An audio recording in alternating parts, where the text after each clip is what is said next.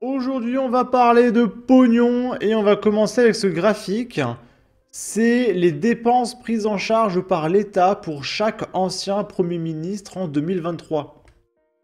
Parce que les anciens Premiers ministres ont droit à une retraite d'ancien Premier ministre, une voiture de fonction, un chauffeur, un jardinier, peut-être même un majordome, hein, on ne sait pas. Et on peut juste constater que Jean Castex ne coûte rien, quasiment 3000 euros. C'est parce que Jean Castex, quand il est parti, il a dit non, mais j'ai pas envie de dépouiller les Français. Je veux pas de ma retraite d'ancien Premier ministre. Et il est juste parti en t-shirt, jean, basket. Donc, très grand respect à lui, voilà.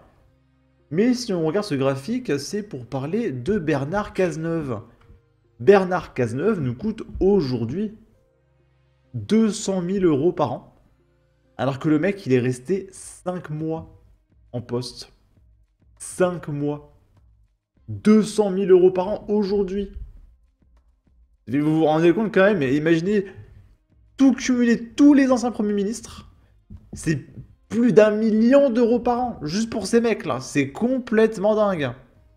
Et ajoutez à ça, les anciens ministres du budget, les anciens ministres de la culture, les anciens ministres des choux de Bruxelles et puis des claviers en plastique, etc.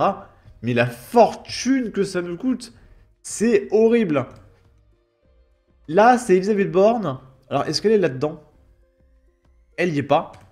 Mais du coup, on lui a demandé, est-ce que vous pourriez ne pas dépouiller la France et vous séparer de votre retraite d'ancien Premier ministre, de votre voiture de fonction, de votre chauffeur, etc.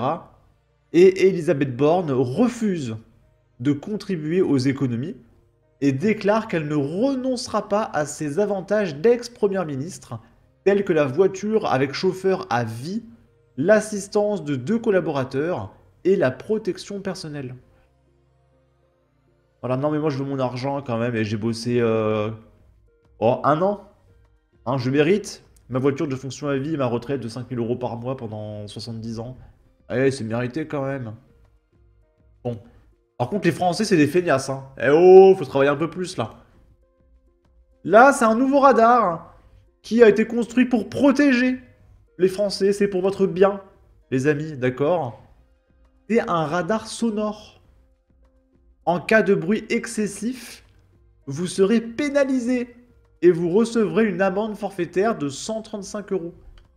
Des radars chargés de verbaliser le niveau sonore trop élevé des voitures et des motos vont être installés dès 2025. Et à votre avis, est-ce qu'ils vont les mettre sur les places où il y a du rodéo urbain? Je ne crois pas, bizarrement. C'est très bizarre. Imaginez les touristes, ils vont arriver en France, ils vont se prendre le crit air, les radars sonores. Enfin, mais, n'importe quoi, hein, n'importe quoi.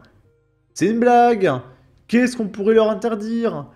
Livraison de colis, paille, cheminée, TikTok, bottes de camembert, déplacement, arrêt maladie, Noël. Ah, là, on est sur France 2 et on va parler de Lyon. Alors à Lyon, qui est dirigé par des écolos, il y a le CRIT R3 qui est arrivé. Ce qui veut dire que si ta voiture n'a pas le CRIT R3, elle ne peut pas circuler à Lyon. C'est interdit.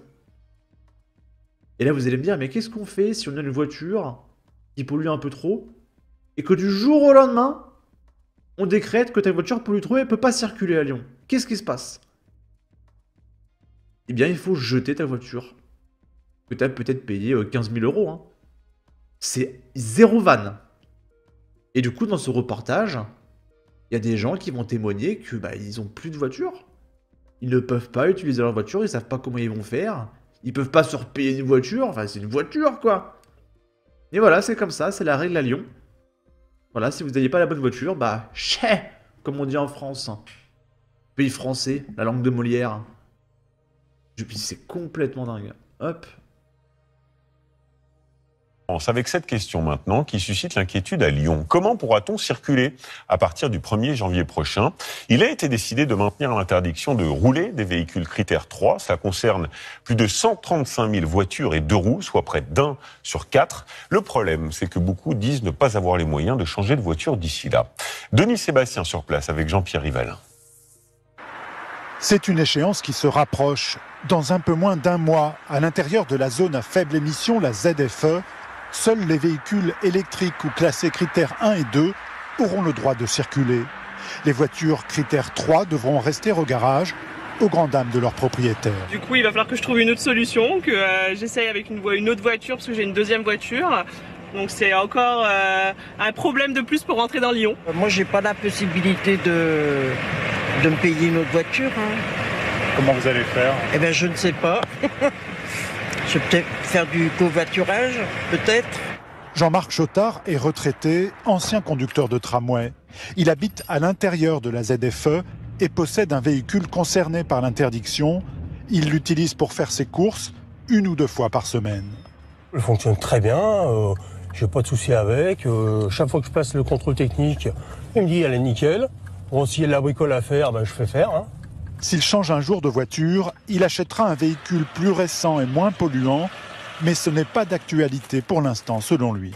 Mais pour le moment, il n'y en a pas question. Pour quelle raison? Économique, et puis j'habite là depuis 30 ans. Ma voiture, je l'ai depuis 2009. 2009 en 2024, ça fait 15 ans. Je n'ai pas changé de voiture pour faire plaisir. L'objectif de l'interdiction, améliorer la qualité de l'air. Lyon, mais aussi Paris, sont les 2 villes de France où la pollution liée au trafic automobile dépasse les seuils réglementaires. Aujourd'hui, Peut-être que si les mairies écolos n'avaient pas supprimé les rues à double sens pour faire que des rues à sens unique pour remplacer par des pistes cyclables, etc., peut-être qu'on roulerait moins et que ça polluerait beaucoup moins. Je sais pas, ça peut paraître complètement dingue. on mesure des concentrations en oxyde d'azote sur Lyon qui sont au-delà de la réglementation. Donc l'État est dans l'obligation de mettre en place des actions via les collectivités locales, comme la métropole de Lyon. Des dérogations ponctuelles sont prévues pour les petits rouleurs. Quant aux contrevenants, ils encourent en principe une amende de 68 € à partir du 1er janvier prochain. Je ne supporte plus les écolos. Hein. Et là, on est dans une autre ville.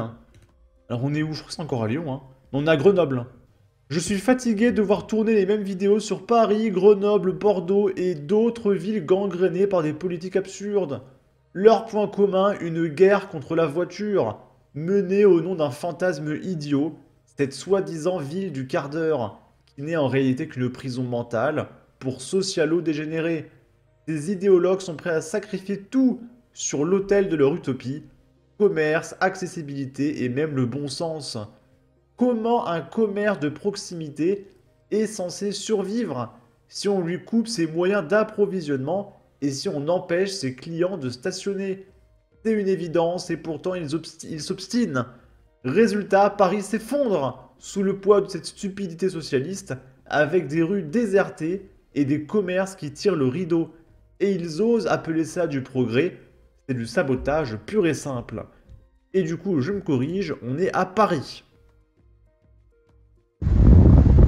Grand merci à Madame Anne Hidalgo, puisqu'elle a transformé la rue de Charonne en sens unique depuis environ 1 an et demi.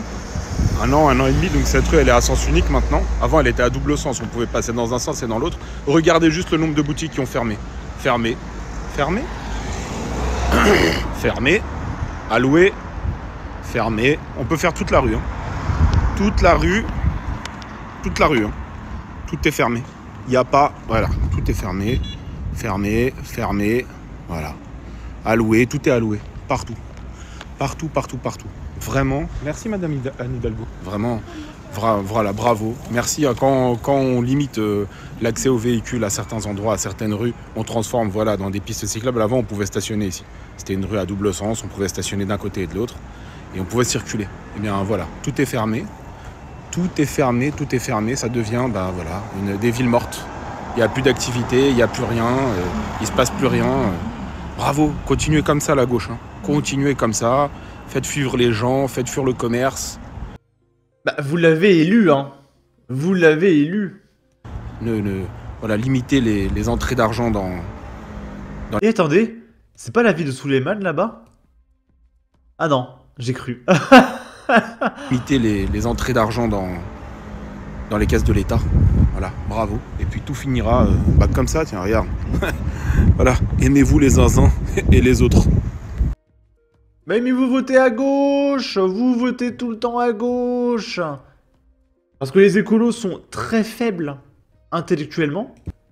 Et pour eux, bah, si tu fais une rue à sens unique, bah ça pollue 2 fois moins qu'une rue à double sens parce que c'est divisé par 2.